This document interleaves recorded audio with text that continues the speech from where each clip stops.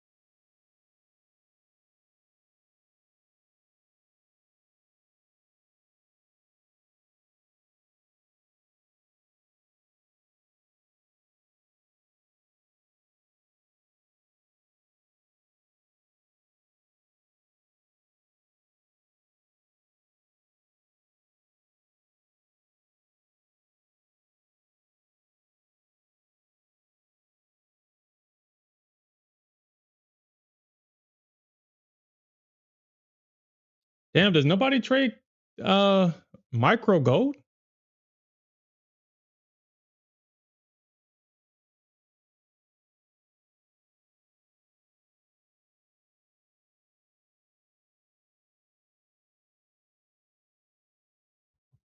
I mean, I guess it is a waste of everybody's time. So nobody's not gonna trade it for real. Hey, yo, what's up, Alfred? Well, I guess it's just you by yourself. Yo, this is a micro gold chart. I mean, I can't afford full size gold minis. I can't afford it. Dude, this is the whole chart. And yo, this is a 180 tick chart. Like, what's up with that? Okay, never mind. Never mind. I was about to say, I was like, damn, I don't even make no sense. Okay. Oh yeah, I mean, this is the whole session so far.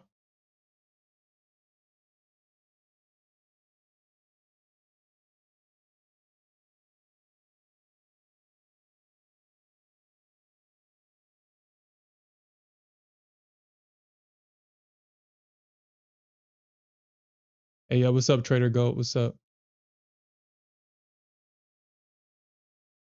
$550.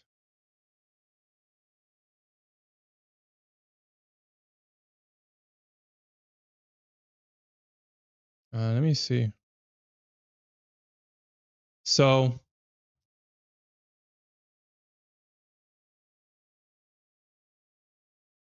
so I was able to catch this. Man, this was a clean move. I was able to catch this bottom, and man, I got my target hit instantly. And I love the fact that I got R1 hit instantly.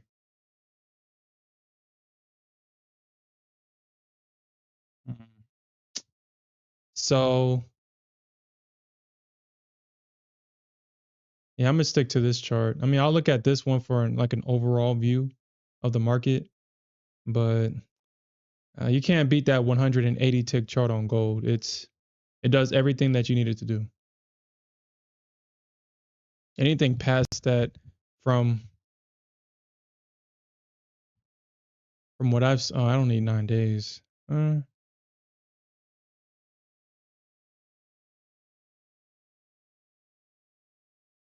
Anything past that, I kind of find that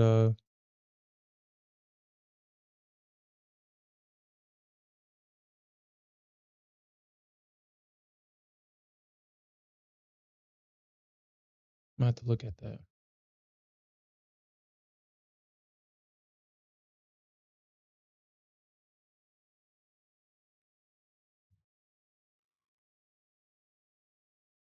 Hey, yo, what's up, Investor Z? Did you catch this? I caught this long. Did you catch this? Alfred, did you catch this long?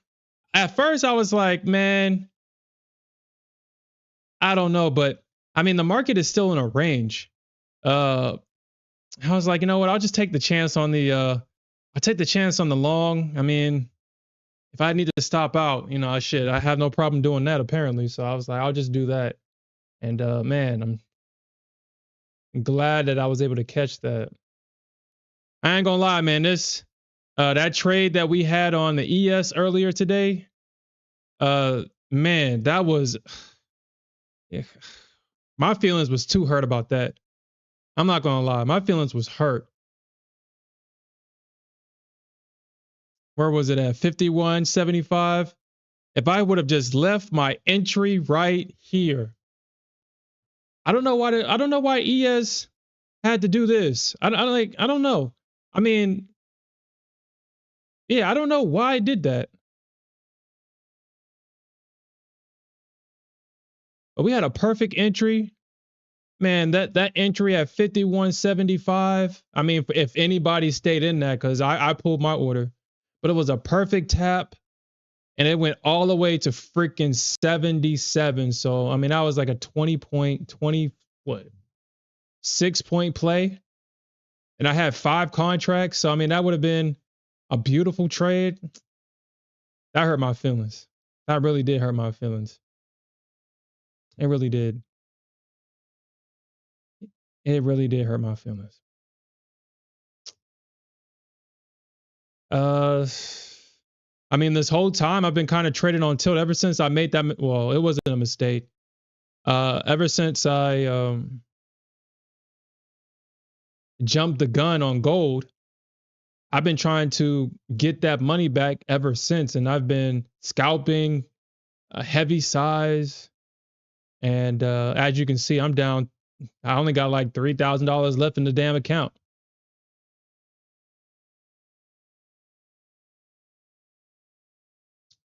So now I'm forced to trade micros. I gotta trade micros now.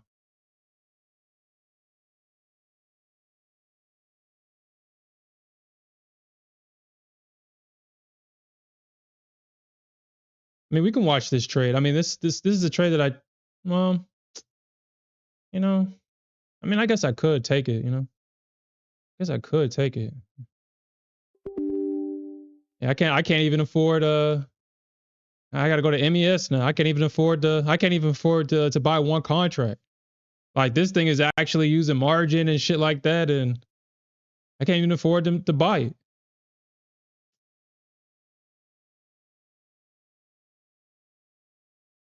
Now I gotta do it. Now I gotta do a damn ES chart now.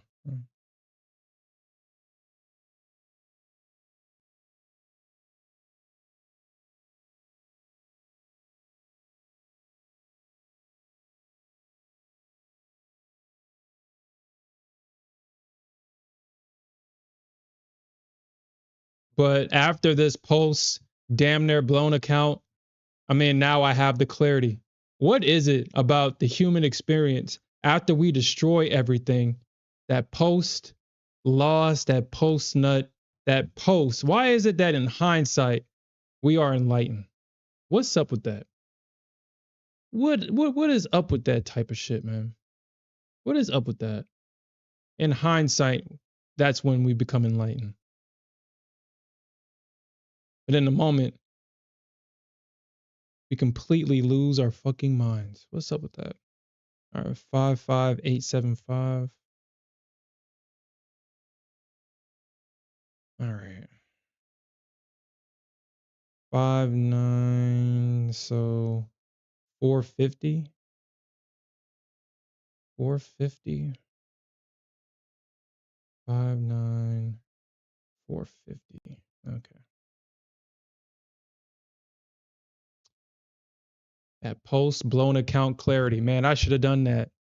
Oh man, I shouldn't have done that. Why did I do that? That was an obvious break of structure. Why did I not short? It was so obvious at the time. Why did I fight against it? Type shit, right?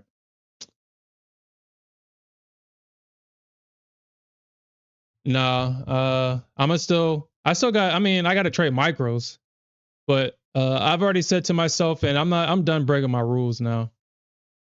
I think, with this post damn near blown account clarity, I'm kind of done. I'm kind of over. Um, I guess I'm past my rebellious phase, and I'm just gonna accept that the market moves the way it moves, and I just have to. I can't control it. I have to be a part of it, even though I don't like that. Hold on, give me a second.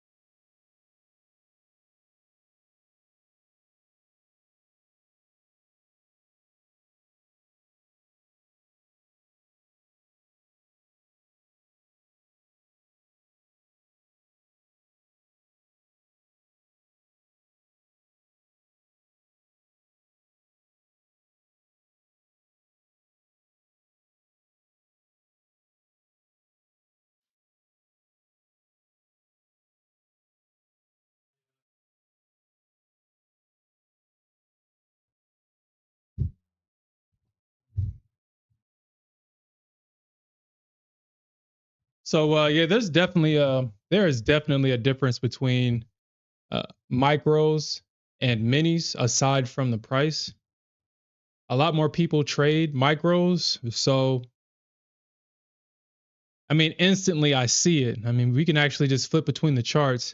I mean, this is a micro chart and this is a full minis chart. You can just see, I mean, and, originally this is kind of why when I made the transition over from trading minis to micros the first time, this was the biggest, what's the word I want to use? Cognitive dissonance for me.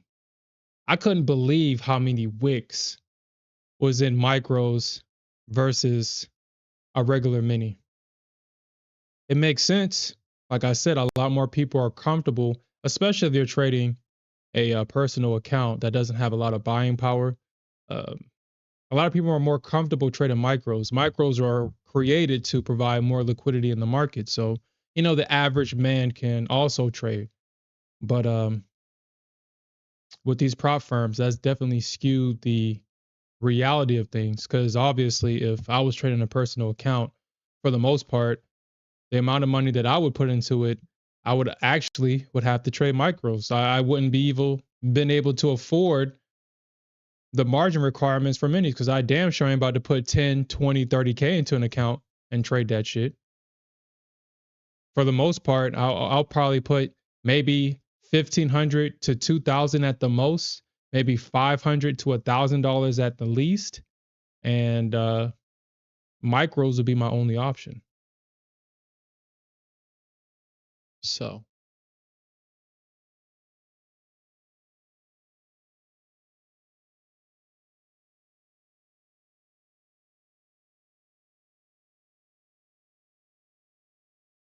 gold is pumping.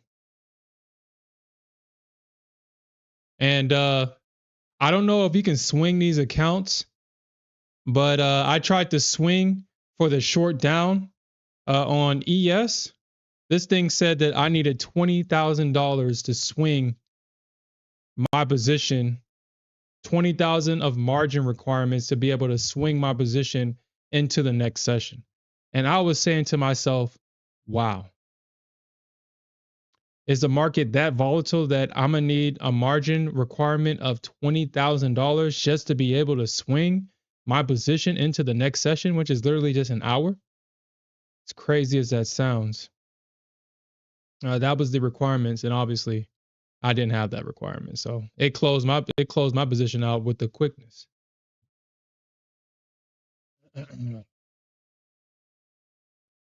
Hmm. Yeah, yeah, that's exactly right, Investor Z. I couldn't even afford to swing gold. Gold was like, nah, bro. Just like, nah, bro. I couldn't even open a gold position, not even just with one contract. This thing was saying was like, nah, you gotta get your money up, my guy. You gotta get your money up. You gotta get your money up, my guy, before you can start trading me.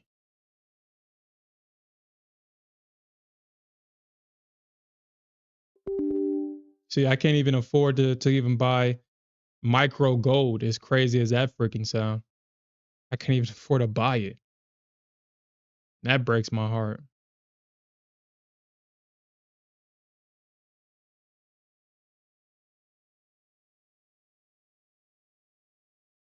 Mm.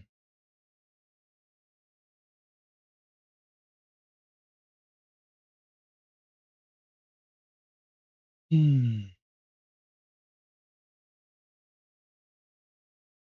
All right.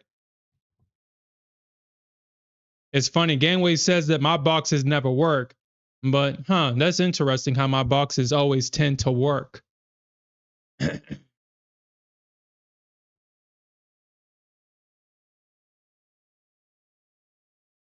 My lines and my boxes on my chart, they work.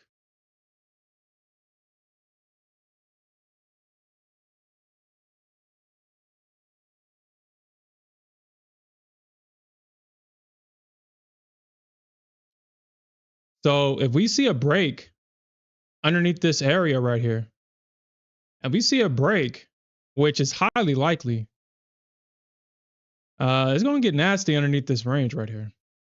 We could potentially see a rotation back down to S1, S2 for sure. I was actually, you know what?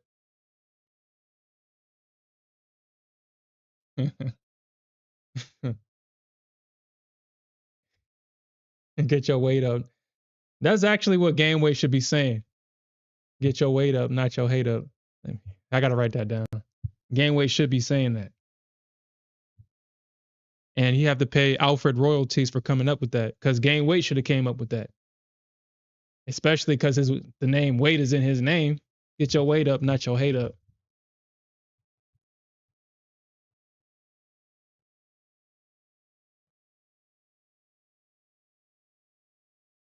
We'll make sure that we keep that immortalized on this channel. Get your weight up, not your hate up.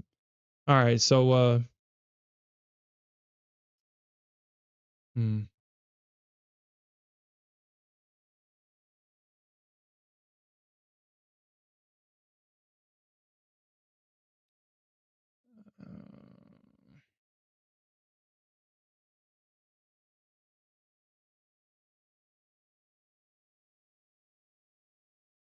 All right, so get that over there.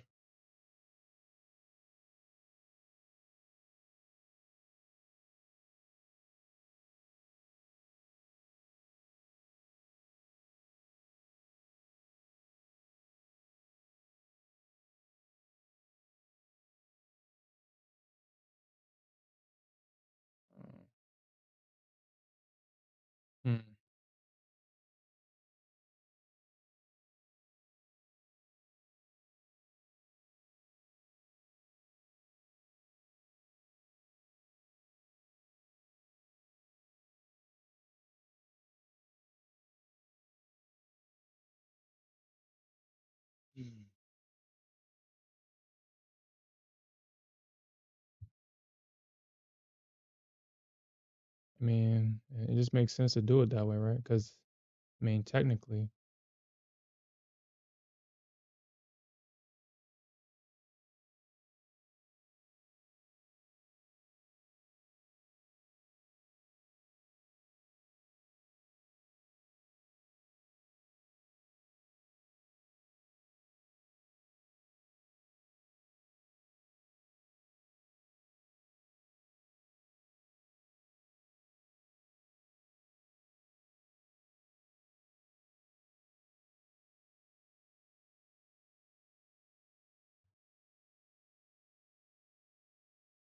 mm,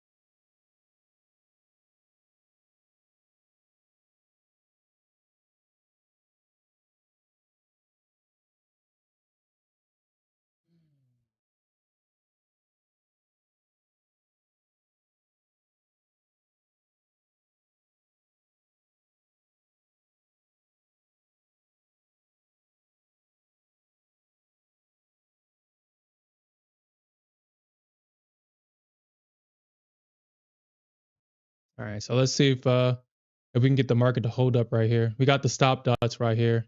We got in pretty close to it, so let's see if we can kind of get a rotation back up, hit this target.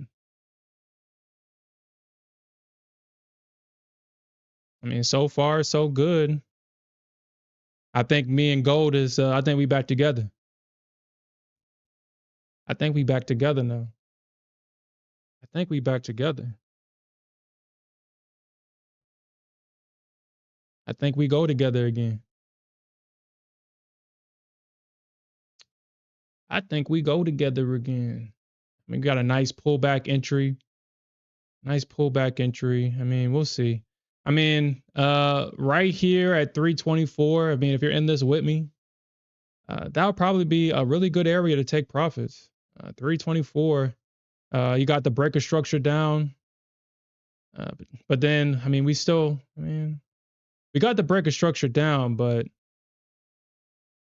we got a potential trend starting. We got higher lows here, but we still got that breaker structure right here at 324. So I'm pretty sure there's going to be a lot of people wanting to take some profits off right here, probably scale out of some of their position right here. So if I had two contracts, well, if I could afford two micro contracts, as crazy as that sounds, my first target would have been off right here, for sure. For sure, my first target would be off right here.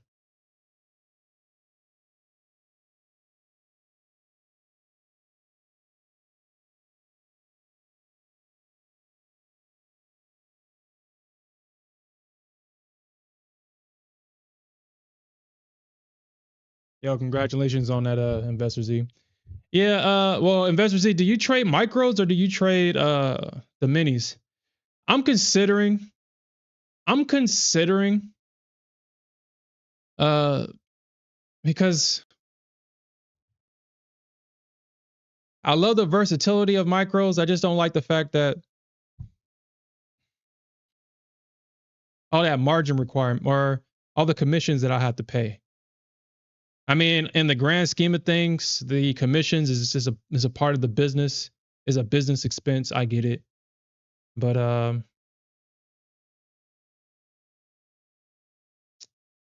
well, I mean, once my eyes were open to the amount of margin that, or not margin, but the amount of commissions that I was paying, 700, even 800, $900 in commissions, based on how many trades that I was taking in my position sizing. I just that just kind of threw me off. But um, like I said, I like the versatility of micros. I like that I can kind of build a position. Like I don't have to have a single point in failure with my entry. I mean, when I'm in minis, I enjoy how cheap it is, but what I don't enjoy is having to have my position as a single point of failure and my entry's got to be exactly perfect or near perfect instead of, being able to kind of scale into it. Like, well, I probably won't, well, it probably won't even let me, but like right here with gold, if like honestly with micros, I can probably get away with trading 15 micro contracts where I can kind of scale in and build into the position. And then once I see the market going my way, then I can potentially, add like more size to it. But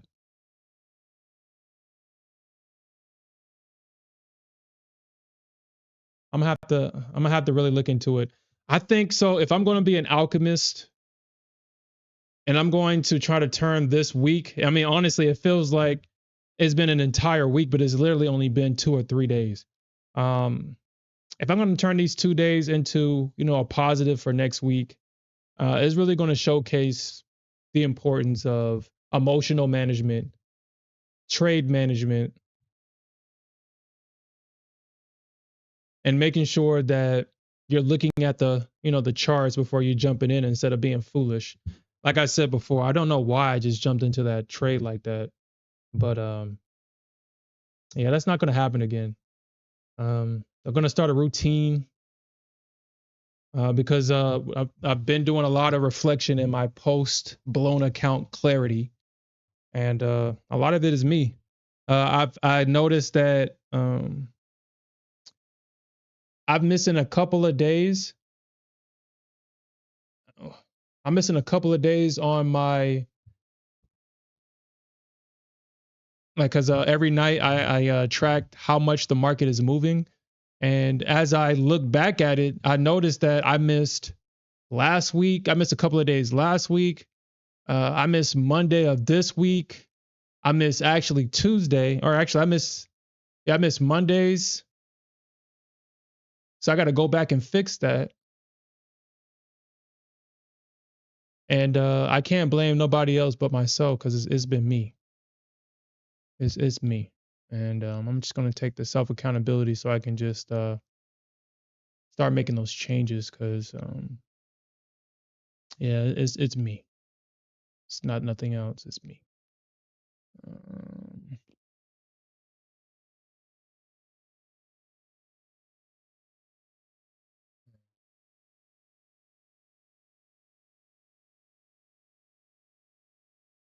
um,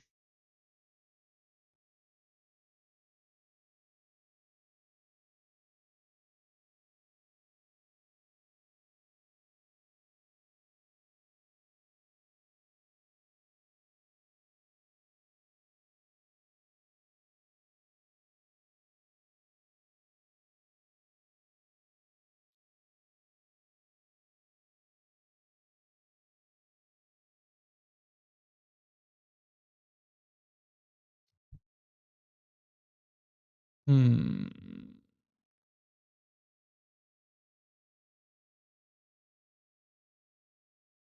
Yeah, were we able to trade on the 27th? I know we missed a day, but yeah, the 27th was so 27, 26. I know we missed a day Friday. No, the market wasn't closed on Friday, right? Yeah, the market wasn't closed Friday. Mm. So yeah, I missed Fridays and I missed Mondays uh price action or jotting down this stuff.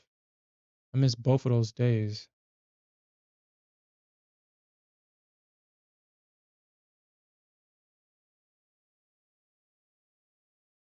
I mean, I know like what 27, 26. So it's definitely me. It's definitely me. Definitely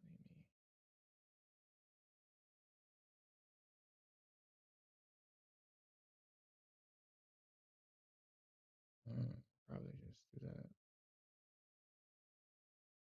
Um,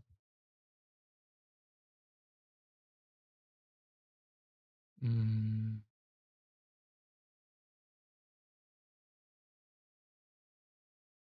mm, I gotta fix that now. Okay.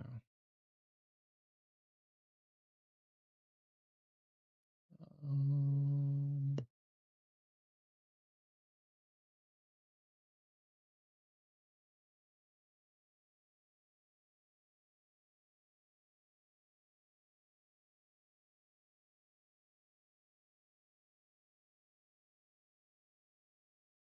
I'll make sure that I stay on top of this.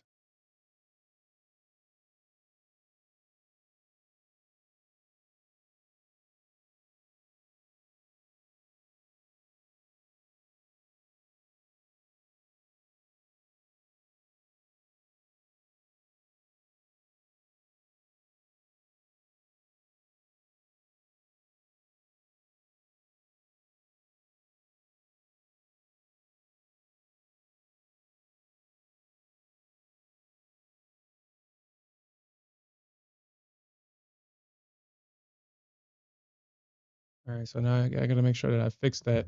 Obviously, I'll do that over the weekend. But all right. So obviously, the day was definitely a today is definitely was a bullish. Even though the day was kind of, I mean, today was kind of a breakout. Today was a range day, and then we did have that breakout, but that's not necessarily a trend because obviously the bulls did not hold it. So technically, we did trade in a range today. We had a range breakout, which would have classified this as a trend day if we were able to hold this, or if the bulls were able to hold that pullback and continue to move higher. But because they weren't able to do so, today was a bullish range day. So today is the 29th. So today was a bullish range. And so my predictions for tomorrow, because we weren't able to hold that pullback, usually when we see breakout failures, that means the next day is going to be bearish. That usually what happens. And honestly, it makes sense. It will make sense that we're going to have a bearish day tomorrow. The reason why it's going to make sense that we have a bearish day tomorrow is because we have earnings, big boy earnings. And we'll look at that in a second. I want to just input this data real quick.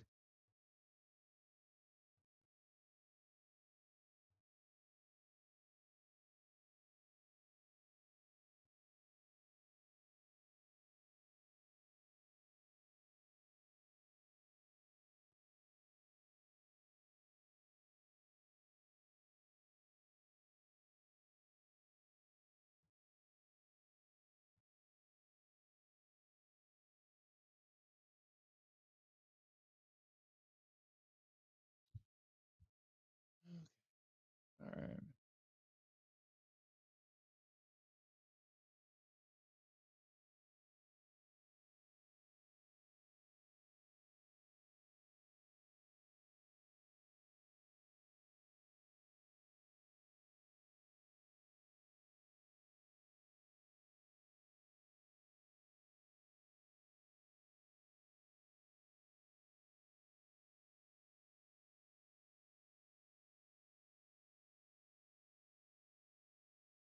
All right. So yeah, so today, like I said, I'm definitely gonna have to go back and I'm definitely going to have to update this.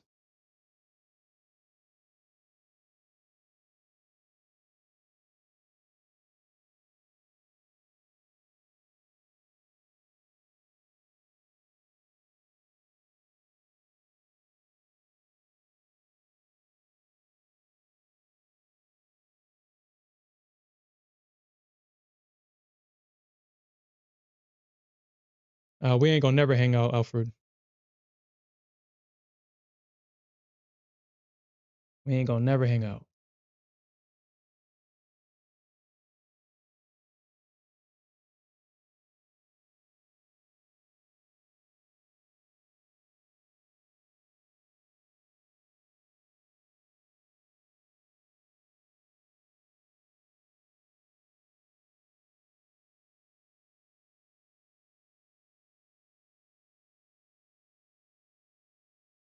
Mm.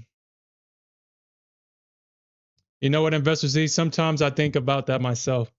I usually get into that right after a couple of payouts. I've already explained this before. Um, it's subconscious for sure. I think I'm gonna have to break that subconscious limit. As soon as I say to myself, I think I've made too much money, I already know I'm going to start this self sabotage cycle. I just know it because it's just so consistent. I consistently do that as soon as I say that to myself. I made too much money. Oh, you made too much money. Let's fix that.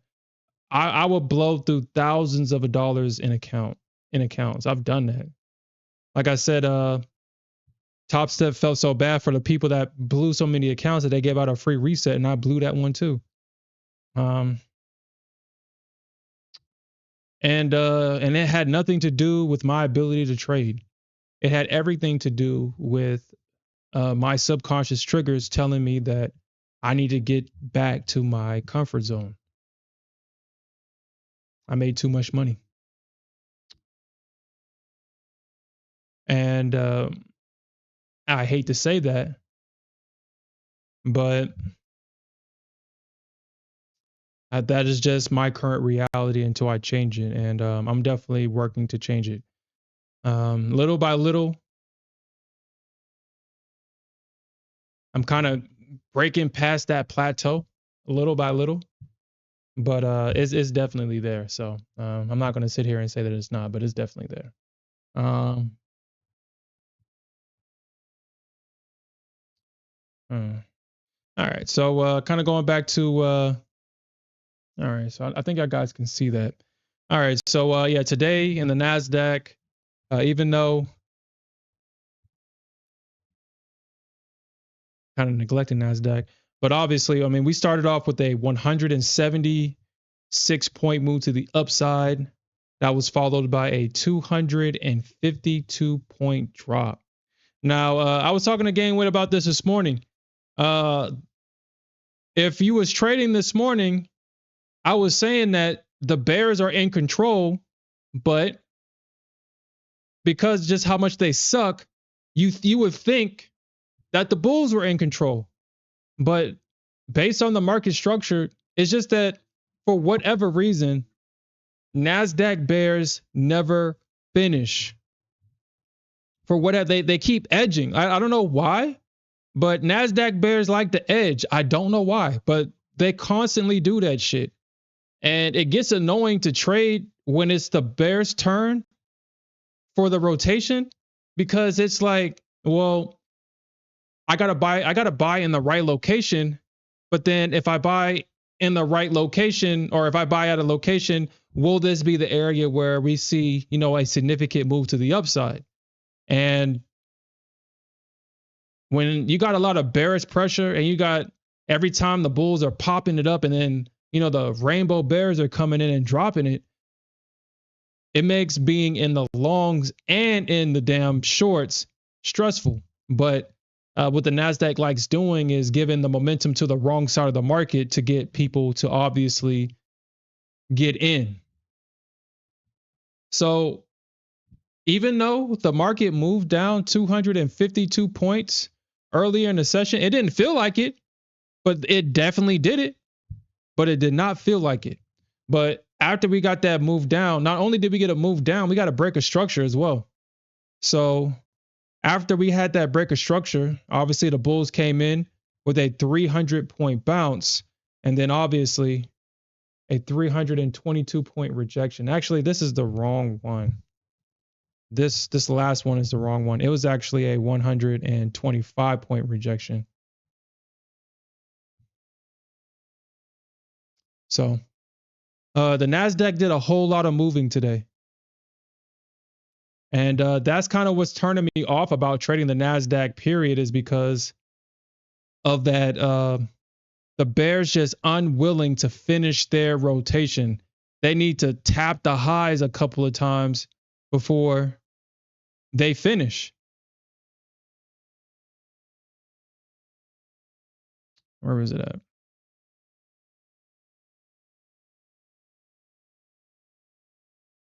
They need to tap the highs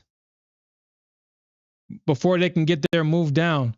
And then once they get their move down, finally finish off, that's when the bulls will come in. But I think that we'll probably see a move down. Now, I mean, with this position right here, if we don't see a bounce right here,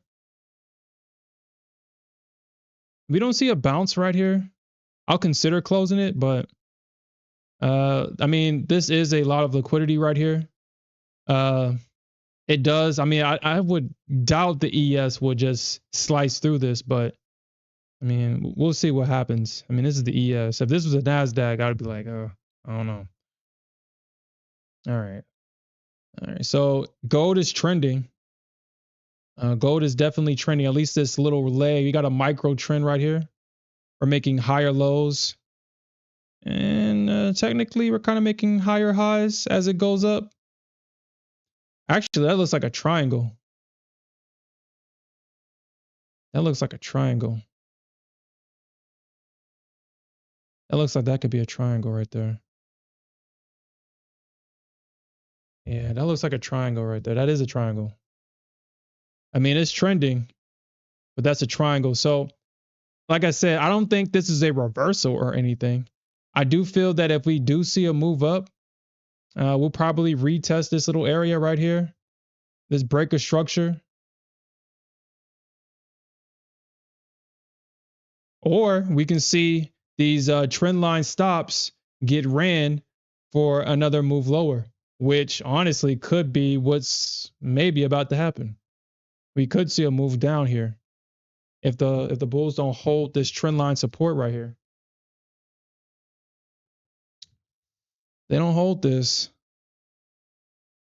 We could see these trend line stops get ran.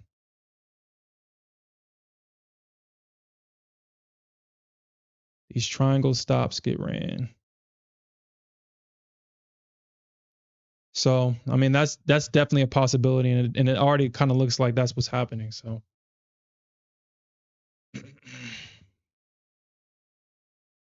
and I guess if you speak of the devil will come, right?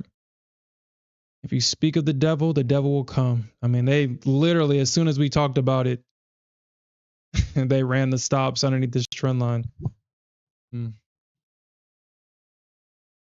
Now it's up to the bulls to get a close right back above this this triangle, but I doubt it. I doubt it. This could be another leg down. But I mean, the trend indicator is saying that the market is going up. So, I mean, I guess we're going to have to trust that, I guess. All right. So we'll see if we can kind of get this last one filled, but we'll see. Oh, you think so? Well, Trader Gold, what got you thinking that we're going to see a move higher with gold tonight?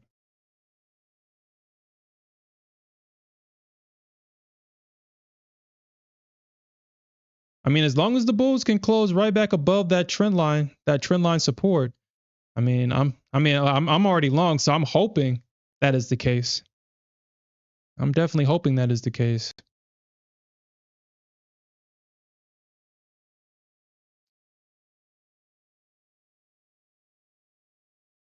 But if the bears can see a rejection here, that's going to be devastating for the bears or for the bulls right here. If the bears come in and try to sell that right there, we can definitely see a red candle, probably a deep red candle. If they don't hold it, probably something like that, because they're definitely trading into those stops. At least that's what the bears are trying to do right now. They're definitely trying to trade into them.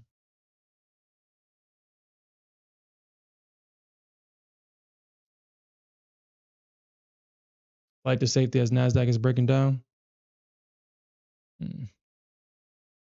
Yeah, like I said, if we see a break below this range, we are definitely coming back down here. I'm thinking, yeah, that's exactly where I was thinking. Maybe 360.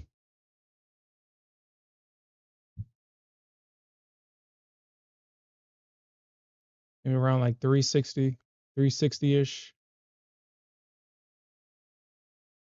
Yeah, around like 360-ish.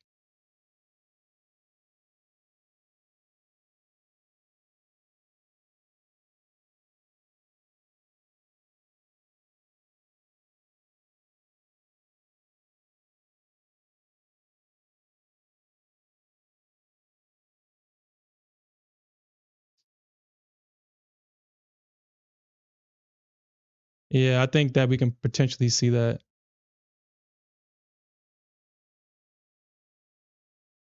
You can definitely see that. Draw my range chart right there.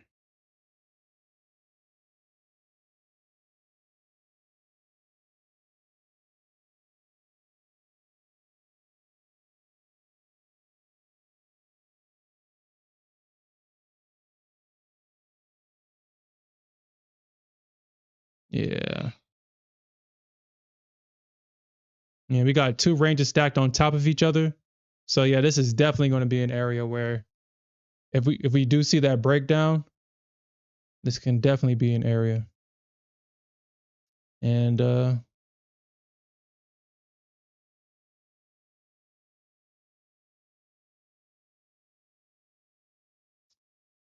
you speak of the devil and the devil will come, huh? All right. So yeah, this thing basically came all the way back down to my break even. And it never ceases to amaze me that these pivot points are so accurate. I mean, it basically tested this pivot point, and this is where everybody took their profits at.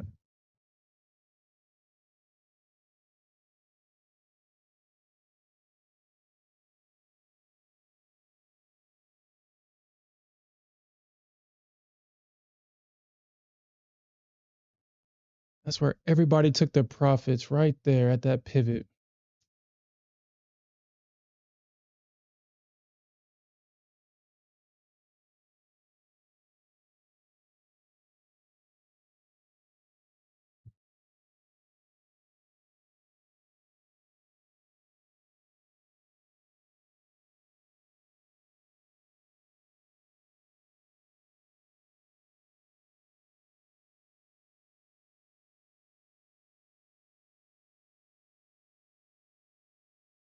Huh. All right, ES, I got you. I got you. I got you.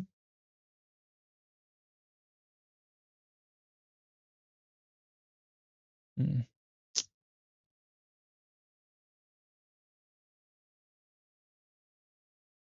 mm.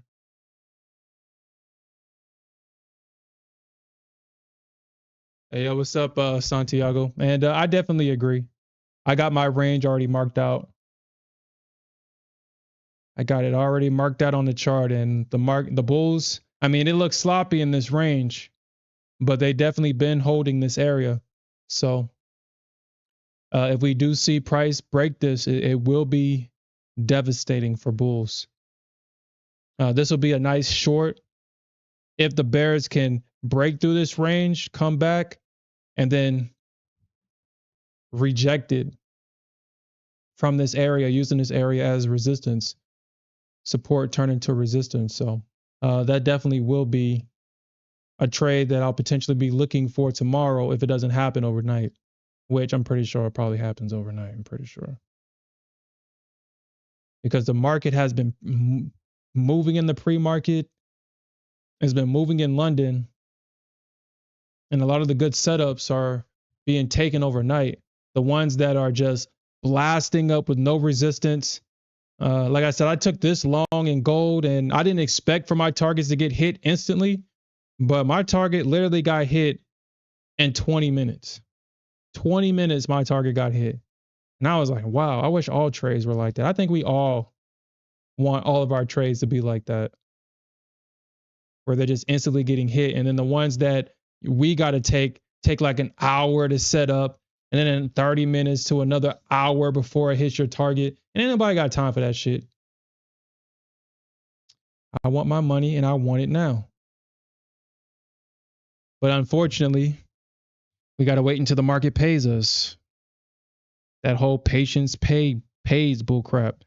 I just hate that I just hate that everything in life that's fun and enjoyable is is quote unquote bad for you, or is bad, or it's greed or this or that. And all the good stuff in life, the ones that are make you virtuous and mature and make you a better person, those things suck and they're boring. Like what the hell is up with that? Why is it that I can't be successful and gamble at the same time? Why? But over the long term, if I gamble, I'm gonna lose it all. If I come into the market consistent and boring and structured over time, I'll make all the money that I would ever need in this lifetime. Why is it like that? The crazy thing about gambling is if you hit it big, once you hit it big in gambling, you lose it all so you can do it again. Because gambling is definitely the last game in town.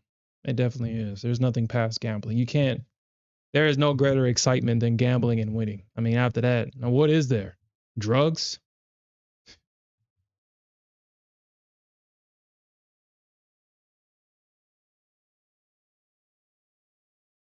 That's why all your favorite movie stars, actors, influencers, eventually they go into gambling because nothing in life is exciting except that.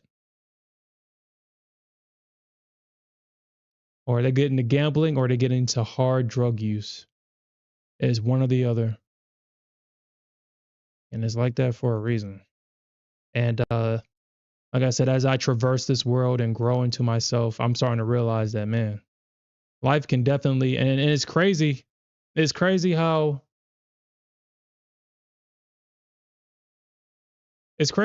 how life is set up that way. You live a structured, boring life, and you feel depressed. It feels like it's a depressing feeling. It's depressing. But if you live life on the edge and taking risk and life is exciting, but then you can lose everything and start back over from zero. And it's why the hell is it like that? Why is it like that?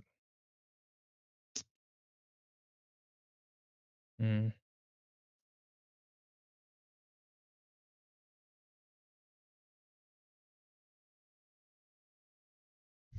Yeah. Like I said, honestly, this could be a start of another leg down here. This could be another leg down. Yeah, because it looks like the Bears are holding it. Yeah. I mean, gold doesn't necessarily lie. It's not the Nasdaq. It's not the Nasdaq. It's not gonna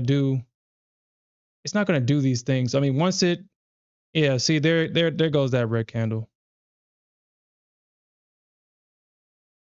Once it breaks structures, it's all she wrote for the other side. And it's gonna keep going until it gets to an area of support. Now, I mean, if the Bulls is gonna protect this low, I mean, if we do see a red candle down, which is highly likely, the Bulls are going to have to protect this low. If not, then obviously they're going to use these stops. So I guess I should have took my profits up here, and now potentially the market is going to take its profits at my stop. Mm. We'll see if the Bulls can hold it though. It'll be nice if they do. Mm.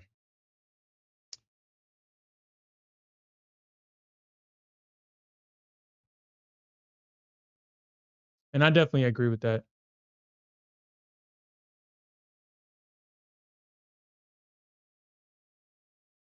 Yep.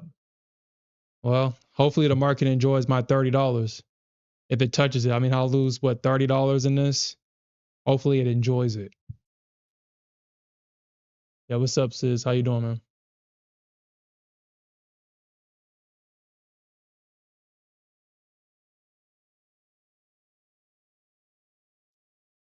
Yeah. All right, go figure it out. Which one are you gonna do? Like I said, this is probably. I mean, especially if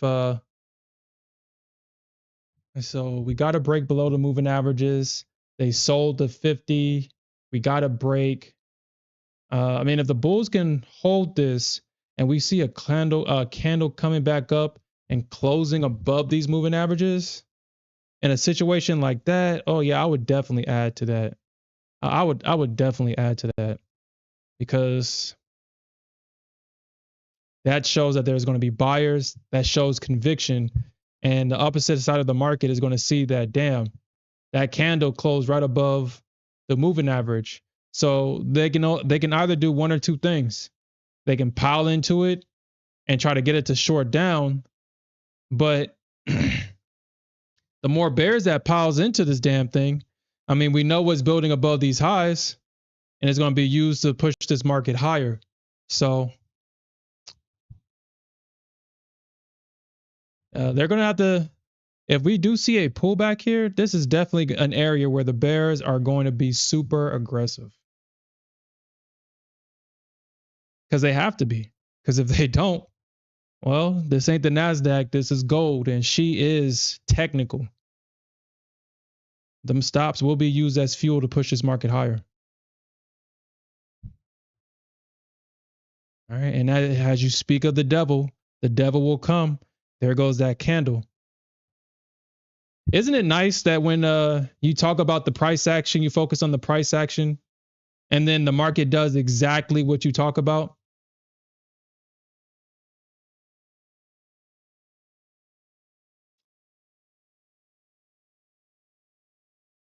And look at the bears coming in trying to sell the EMAs, getting aggressive.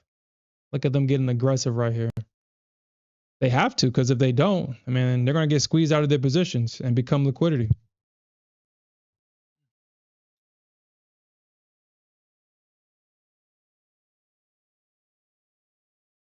Said, look how calm I am in micros. Shit, I mean, I'm only going to lose $30. So I'm only going to lose $30. So shit, I'm not going to trip about that. And I think, Alfred, I think that's a really good point that you brought up, man. I'm not emotionally attached to this trade at all. I want it to work, obviously, but because it's not going to break the bank if I lose $30. Um, I can focus on the price action. It's a nice feeling. I'm not going to sit here and say that it's not. It's a nice feeling to not be emotionally hijacked and be able to look at the market logically versus emotionally. It is a nice shift, I will say that. But we're not going to be passing no evals, trading no micros on no one contract. At least not in no 30 days or nothing. Mm.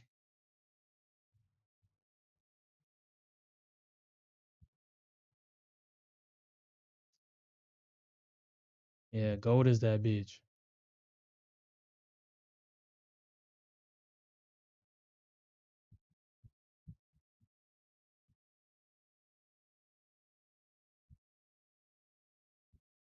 Yeah, gold took all my money. She took every damn thing. I kept calling her sane. She's like, nah, I'm crazy. She says that she's in that upper right of that crazy and hot scale and that I should always remember that shit.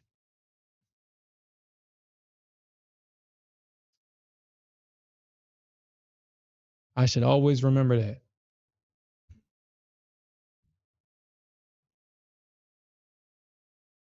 Shit, I mean, honestly, it was the Nasdaq that was keeping me afloat for like the longest time. It was Nasdaq. It wasn't gold. Gold was taking my money. I mean, the 1 week where I mean, shit, we've had damn near perfect gold trades, and then damn the 1 week where it's like, okay, I'm in this competition account. Let me really show out with gold. I'm losing all my damn money. And I don't think I took I did take some winning trades in gold, But a lot of those trades were big losers. And I was like, dude, like, what the hell is going on?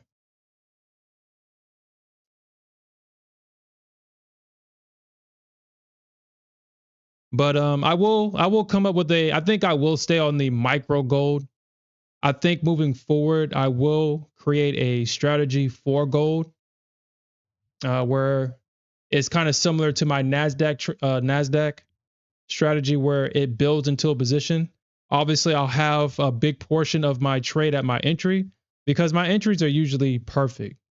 Usually, you might have a few points in drawdown, but they're usually perfect.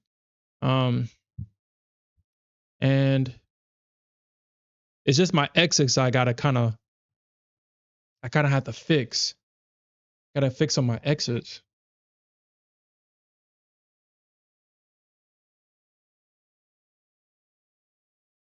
And so I have a big portion of the position at like I think how I'm going to play this is probably 13. I probably have 15 micro contracts as the initial entry and then probably have 5 contracts. I'll probably have like a 10-point stop. So I probably might have a point stop or probably 5 or 6. You really don't need that much on gold, but I mean, you really don't need that on gold. You really don't. Honestly, 3 points is actually really all you need. But if I'm going to trade micros, I'm definitely going to utilize the amount of risk that I can place on these trades for sure. I mean, if I have 15, I can probably have like a 5-point stop. I could probably have a 3-point scale in.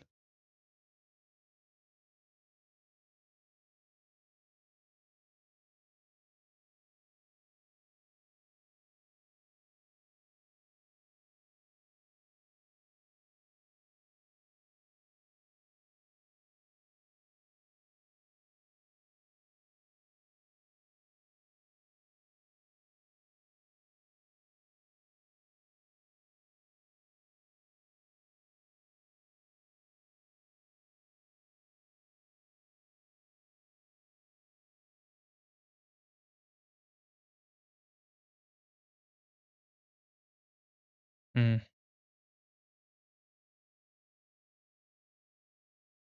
So if I have a 15 points, so if I have 15 micro contracts with a 5-point stop, that's actually close. So that'll be a $750 loss.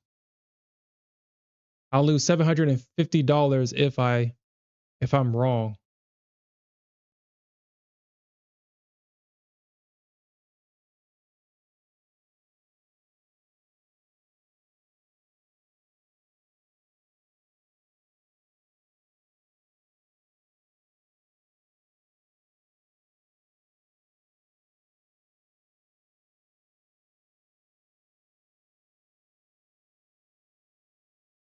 Okay.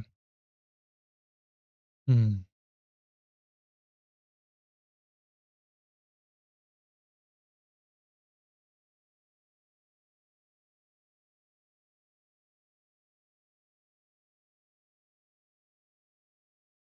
Hmm.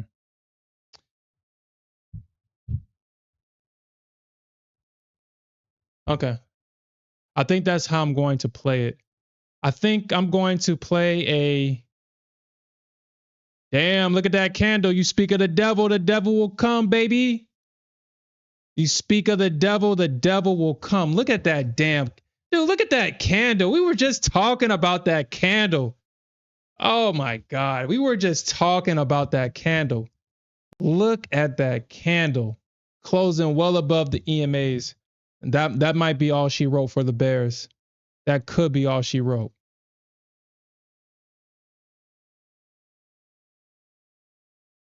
That could be. But we still got this high that a lot of people is probably going to get out of or is probably going to want to take profits at. And look at the Bears, highly aggressive candle. Look how aggressive they are. They got to be aggressive because they know that candle, if the Bulls took advantage of that candle, they were going to get stopped out of their position. So there comes that aggression from the bears. Look how aggressive that candle is. But the bulls they're buying it. They're definitely buying it. So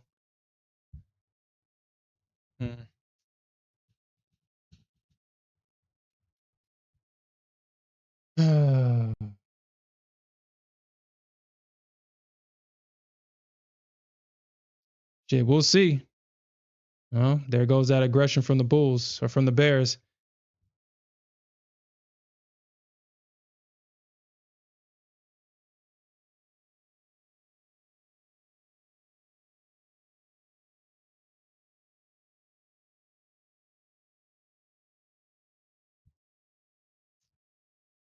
Yeah. I mean, that's exactly what the bears had to do. If they didn't do that there, then the bulls are going to run their stops. So it's beautiful to see price action play out. I just hate the fact that I was on the right side of it. But I'm still in this trade, so I mean, hopefully it doesn't get too aggressive and stops me out. But it's beautiful to see the price action play out. The other side, I mean, honestly, it just kind of brings the psychology of the market out when you see it play out, when you talk about it, and then you actually see it play out. Because obviously, the other side of the market, if they did not come in super aggressive right here, the bulls would have ran their stops.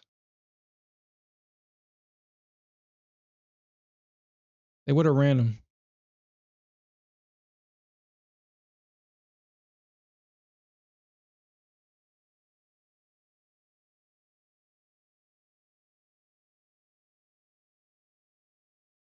Well, technically, they haven't taken out this low yet.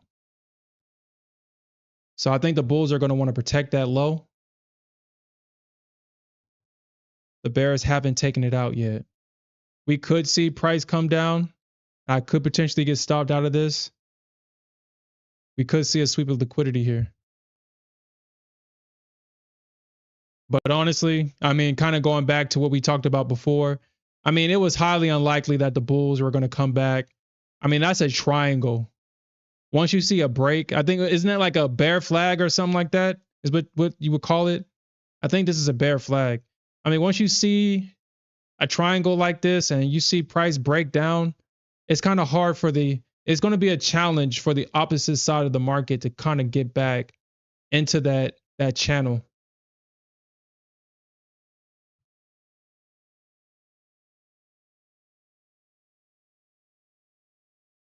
Because yeah, they were making higher lows, but they were not making higher highs.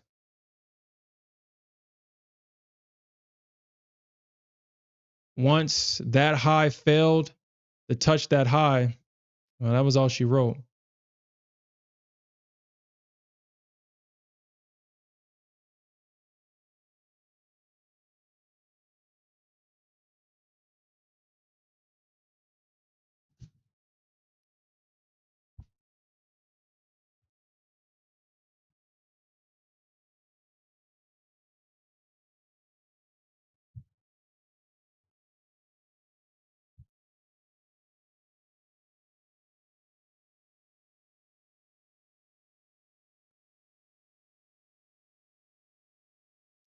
Yeah, it was. It definitely was. I mean, if I was in minis, hmm, hmm.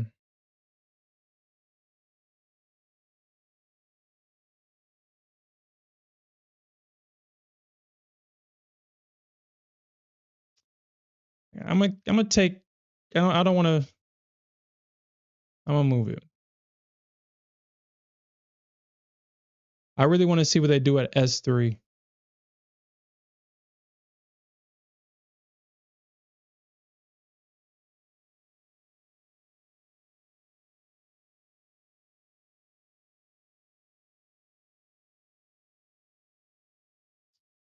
Right, so that's 5 points right there. That's 5 points. What my strategy is going to consist of, I think I might just have maybe a 450 $4.50 stop, because with my back testing, uh,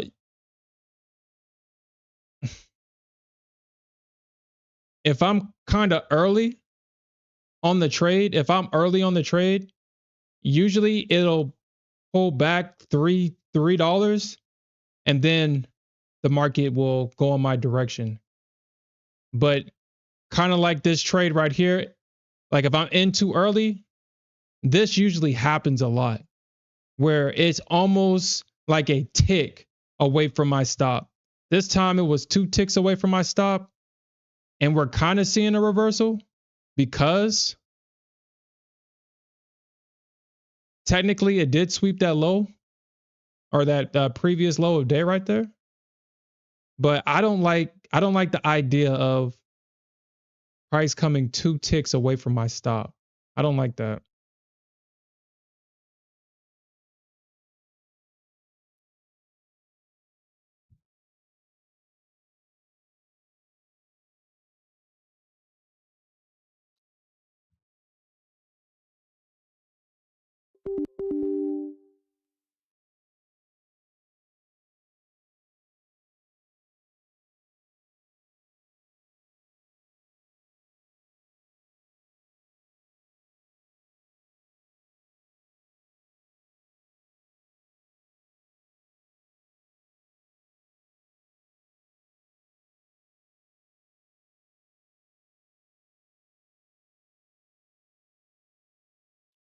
I'm gonna close this ES trade. This thing is just grinding down. Obviously, the bears are in control. I'm just gonna keep this gold trade though. Honestly, let me see if I can actually, since I closed my ES trade, let me see if I can actually. Yeah, I can't even afford another. Oh, actually, no, I can. I got this Nasdaq trade. I'm gonna leave the Nasdaq trade on. I'm actually gonna leave that on.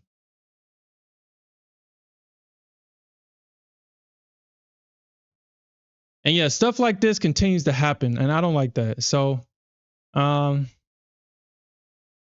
if I'm going to trade micros, I'm definitely going to take advantage of. I'm definitely going to take advantage of this. Widen my stops out, so I don't have to be necessarily perfect on my trades, even though I will still trade gold the same way. And then I can scale into it and be kind of rewarded. And I don't want to use that word rewarded because I don't want to get into a habit of kind of getting in and then telling myself that if I'm wrong, I can scale into it. Uh, my goal is to only have one entry and just scale into it if need be. Like right here, if I would have been scaled into it probably at what, 5.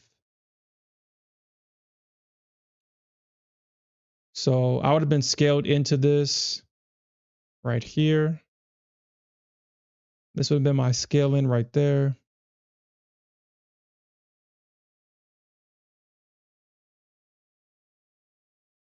And this whole entire trade, so if I have 15 to start off with and I'm adding 5 more, I would lose $937 if it were to hit my stop, which honestly is not even that bad. We can always get that money back. And I guess with micros, I can take profits off along the way and be able to scale in if we do have pullbacks. Um,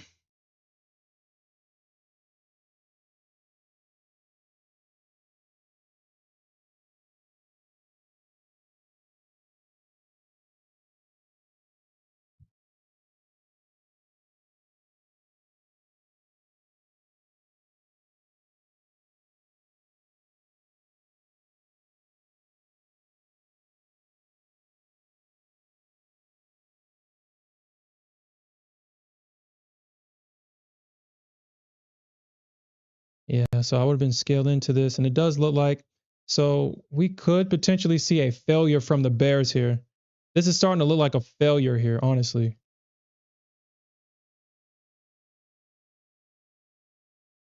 Because we can see right here that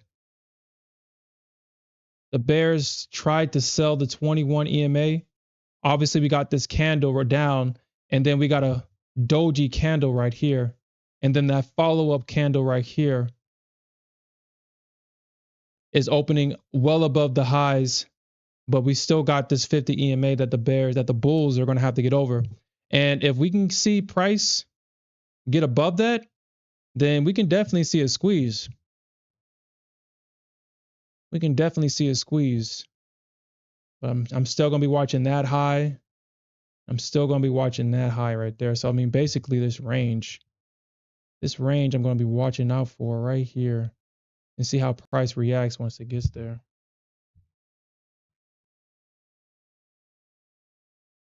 And there goes that 50 EMA rejection right there.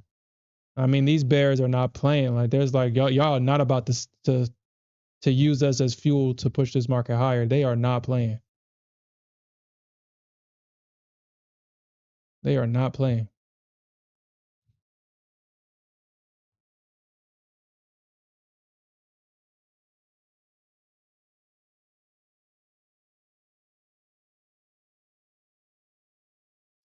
All right. So Sis says if everyone is going off the highs and lows, smart money is going to move to those areas to get that. Yeah.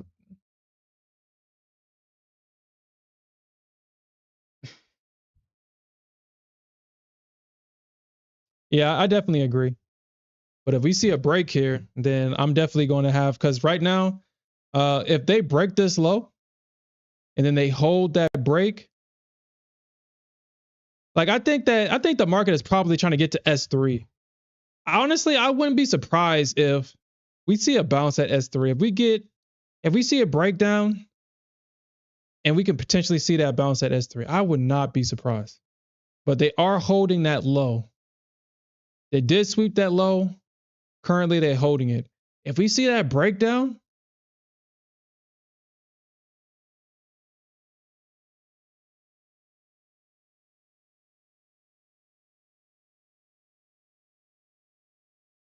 I wouldn't be surprised if it taps and then gets bought right back up.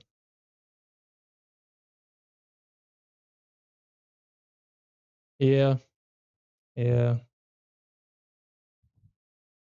yeah. That dotted line is the low of day. These purple lines are lines that I draw on the chart, trend lines, uh, structure highs, structure lows, and this was the previous low of day. Now the low of day is at 314.5. But like I said, I think we're going for that S3.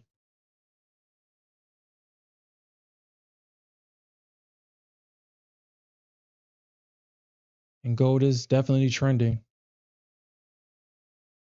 So the Bulls, I mean, they can definitely do it because, like I said, they are definitely defending that low. They are defending it. So, I mean, the Bulls are going to have to break out. They got to break out.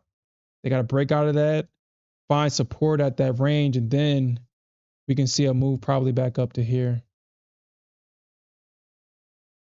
And if we can get this range breakout, I think, like I said, I think 323 is that's going to be the first test for the Bulls, and this little swing right here is going to be the second test. Like this range right here is going to be a test for the Bulls for sure. And depending on what time, like how long it takes to do that, I'll probably start see. And there goes that candle. Man, technical analysis, price action is always king. Look at that. You talk of the devil, and the devil will come. Look at that. Look at that. You speak of the devil, and the devil will come. It's literally the candle I was just talking about. Literally the candle. Literally the candle. Huh. Maybe I should start trading micros more often so I don't get emotionally hijacked and I can just start seeing the market as it is and not what I want it to be, huh? All right.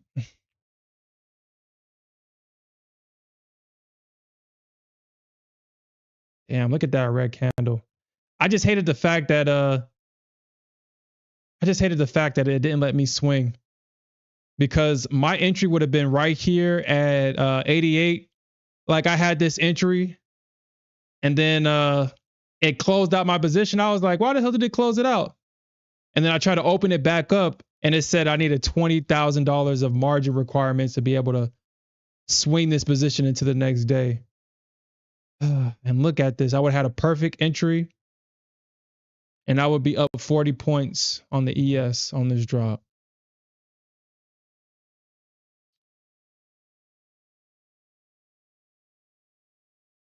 Hmm. All right. So it does look like the Bulls are finding support. I mean, the Bears, I mean, unfortunately for the Bears, just like Sis said, we got two W patterns actually. We kind of have this big overall one. We got this big overall one right here. And then we got the small one right here. And we kind of got that punch up. We kind of got that punch. They just need to find support at that trend line right there. They just need to find support right here. Looks like they're doing it. And we could potentially see these resistance trend line stops getting ran. These triangle stops getting ran. I'm just calling these triangle stops. These triangle stops at this trend line of resistance. We are starting to see the Bears come in. They're trying. This is their last stance right here. This is their last stance to take out that low right there.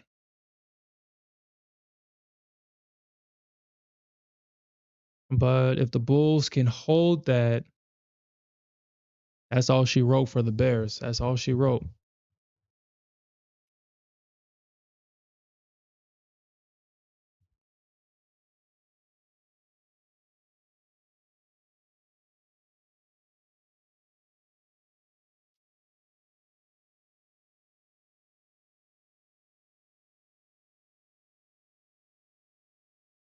Yeah, it definitely is. It definitely is.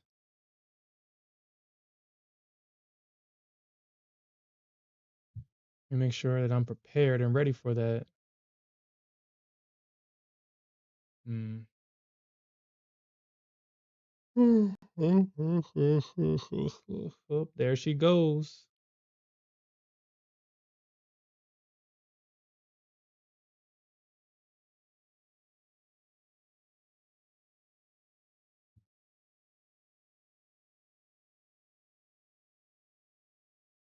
There she goes. There she blows.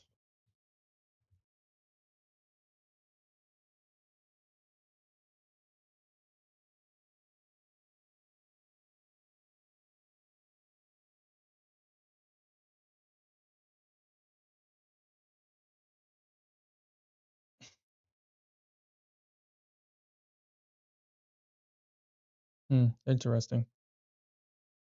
Interesting. I mean, that's kind of all she wrote for Bull. I mean, Bears.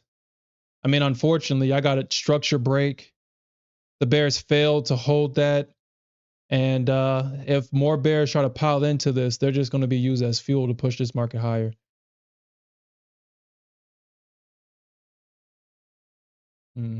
So I'm going to be smart about this.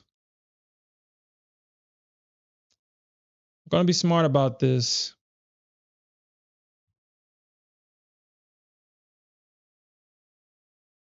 And do something so blasphemous that I can't even say this thing out loud. It's so blasphemous I can't even say it.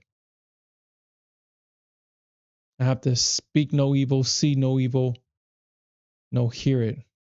But I may have to trail my stop if price gets to this high instead of waiting for it to hit my target. As blasphemous as that sounds. As blasphemous as that sounds. That is pure blasphemy.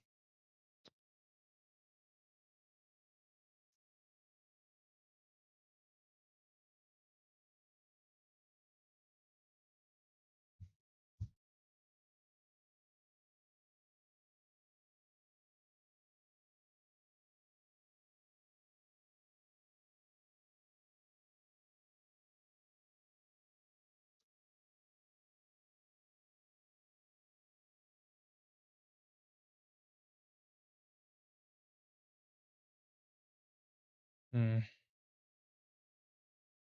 Hmm.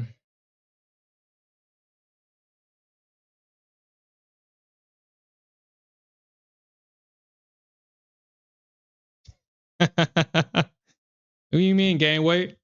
You don't see that green dildo candle going up?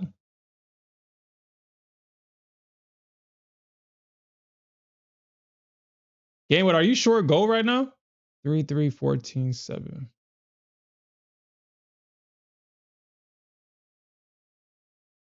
Are you short gold right now?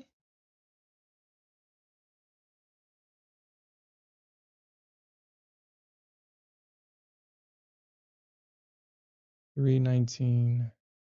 3.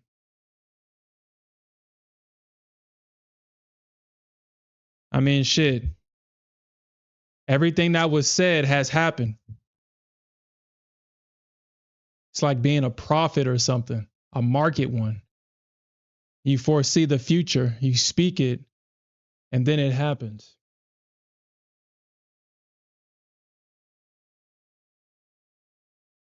Uh, 3, 3, 17, 2.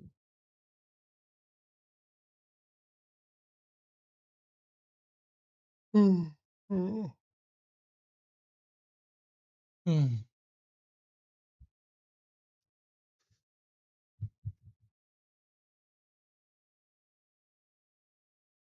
Oh, kind of off topic. I wanted to talk about this on Monday, but obviously, anyway. Yo, are y'all keeping up with the playoff games? Yo, the Timberwolves versus the Lakers have definitely been entertaining. The Rockets versus Golden State has also been very entertaining.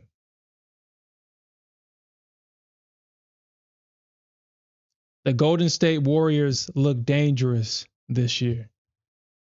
And it's crazy how just adding one person to the team, getting rid of a quitter. No hate to any what's his name? Anyway, I don't know his name. He quit on he first off, he quit on his team. I would have got I mean, how do I want to say it? I would have what is his name? That went to the Mavericks, is his name? Clay Thompson. Dude, how you gonna quit on your team like that? They needed Clay Thompson to step up last year and he quit. How do you not make any shots in a playoff game? You don't make anyway, it's not even that point. Kind of off topic, off topic. You know the crazy thing about that Clay Thompson trade?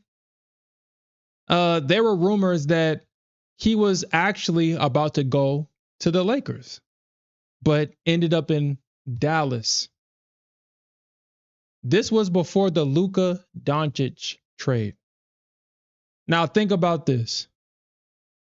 If Clay Thompson actually went to the Lakers, it's highly likely that he would have been at Dallas anyway.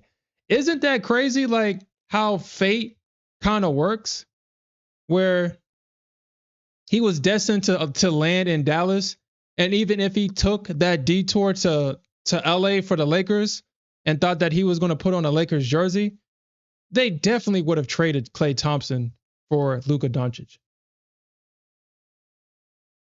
Maybe Anthony Davis probably wouldn't have been put on the chopping blocks, but Clay Thompson definitely would have been in a Dallas uniform. That's where he would have always ended up. But anyway, it's crazy how just adding Jimmy Butler to the team just really changes the chemistry of that team, and they look like they can win a championship. I think they're gonna have to probably to beat Golden State. The refs got to be on the other team. I mean, that's how good they are. Jimmy Butler is really good at playmaking, drawing the fouls, reading the court, giving what's his name, Steph Curry some help. So Steph Curry is not doing everything. He can kind of focus on what he's good at. Yeah, that was a great trade. Great trade adding Jimmy Butler to the Golden State Warriors. With the Lakers, I don't know. LeBron is a good player. I mean, for him to be 40 years old and still playing at that high level the way that he is, you can't take, I mean, you don't even have to like him, but you got to respect that he's able to play with these younger guys at a high level still at 40. You don't see too much of that. But there's too many Chiefs on that team. I know Luka, I mean, based on I mean, obviously I don't know Luka, obviously, but kind of reading body language and stuff like that, he's just there to play basketball. He's not necessary. He doesn't care if he's the leader or not. If he's the leader, he'll be the leader. If not, then he's not. But at the same time, it's pretty obvious that the Lakers are, their future is with Luka. So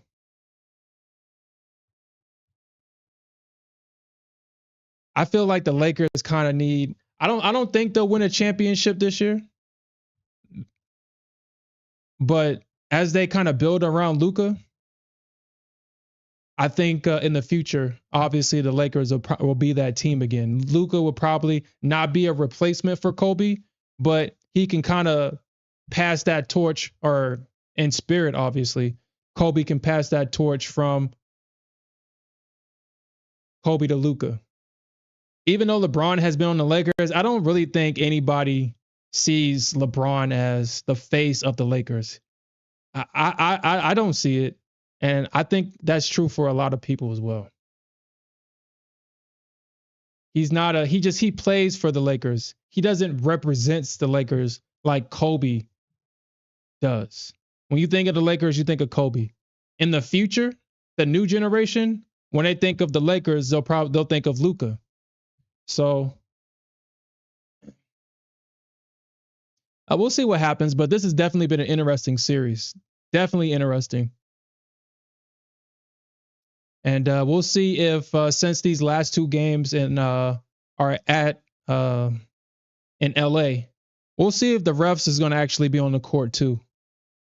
We'll see if the refs are going to actually allow the other team to get fouled out, or they're going to call all the fouls on the Timberwolves, if they're going to use like foul outs and stuff like that, as weapons. These last two games are definitely going to be very interesting in LA. That's all I'm going to say.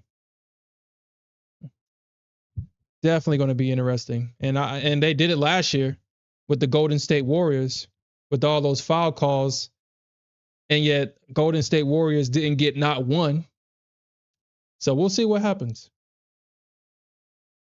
We'll see what happens.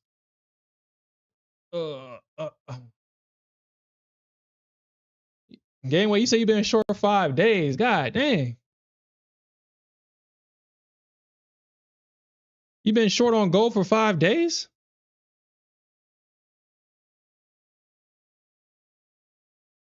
You caught the top of this move?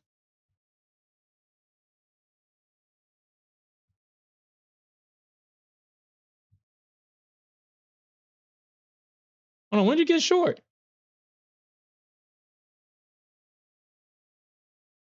Or have you just been short and you just been scaling into it as it goes higher? Because I think what the top is from April 28th? I think that's like Friday or something like that. Maybe.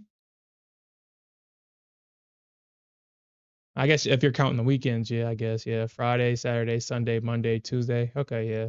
If you've been short since Friday, yeah. Yeah. I mean, yeah, I mean, if they break those lows at 33.09 on gold, I mean, shit, it's going to be the first attempt is going to be a fake out. It's going to come right back up into that range, and we could potentially see a whole rotation higher. Where are you targeting? Oh, you ain't going to tell me. You think I'm going to probably front run your target or something?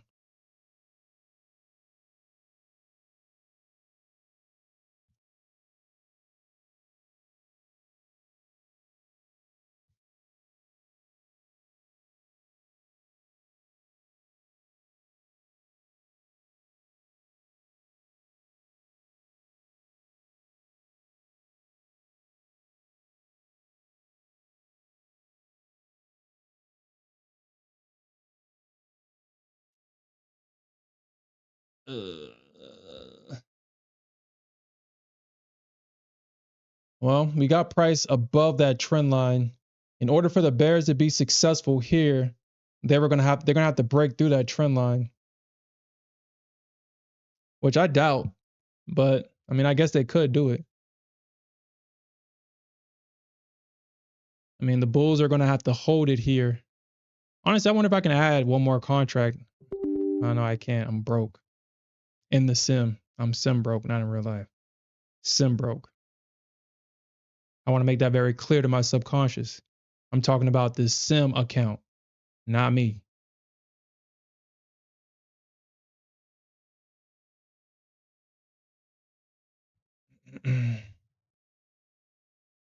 Actually, let me see what it said.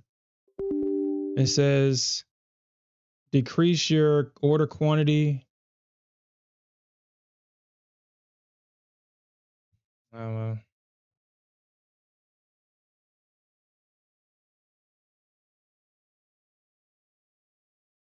uh,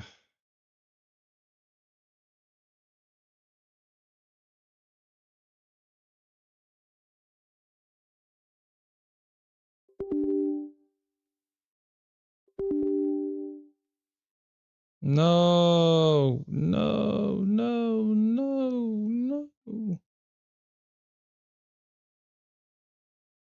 All right. I'm definitely taking this one off at that high. Definitely taking it right there. Definitely taking that.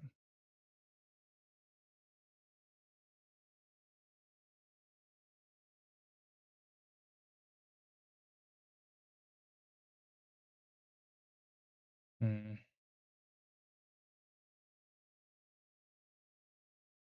Yeah, because if it comes underneath that low, then that's all she wrote. That's all she wrote.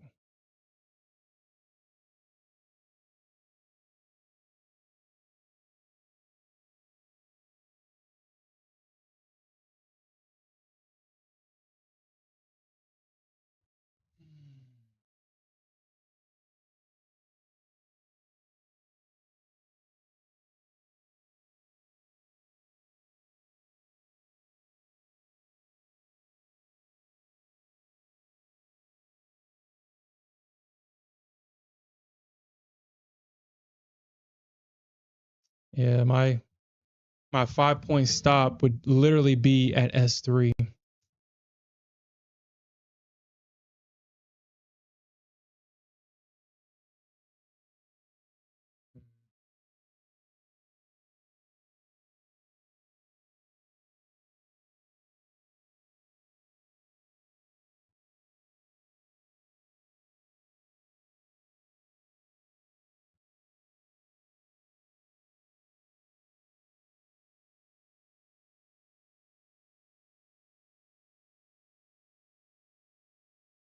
Mhm.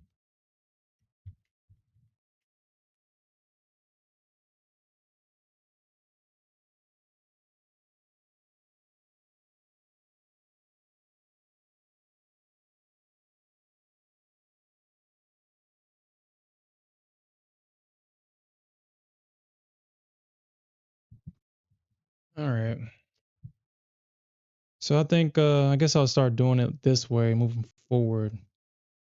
Start doing this way. I feel like this is just probably a better way to kind of build, and this is definitely more relatable.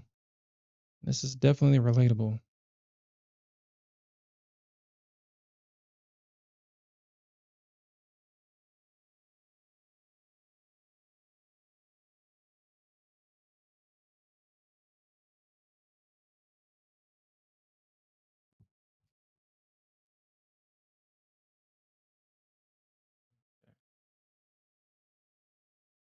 That's 28 points. That's 28.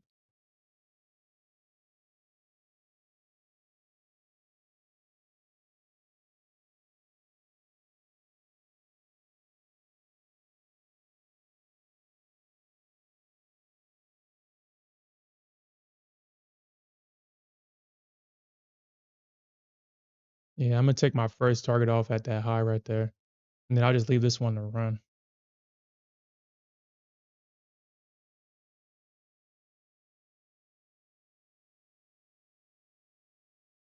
Yeah.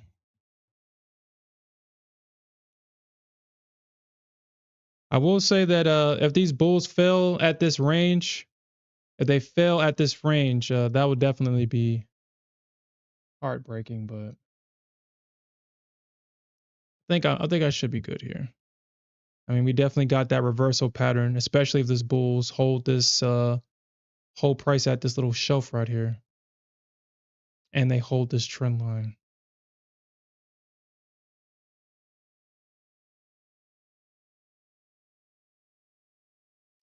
I'm good with this trade.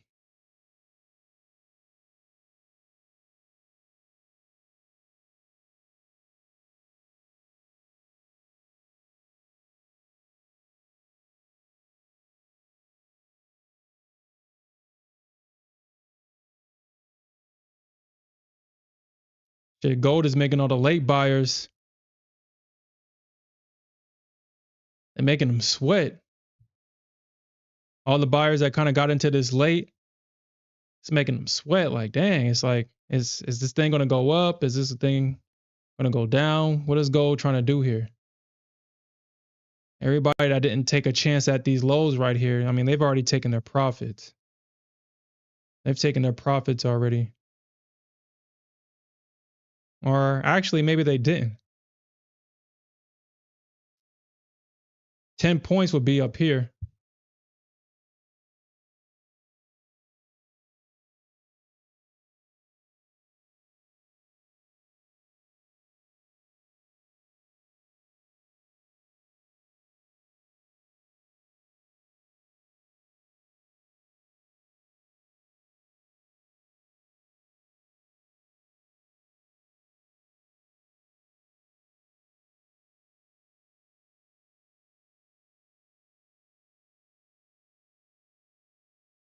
Okay.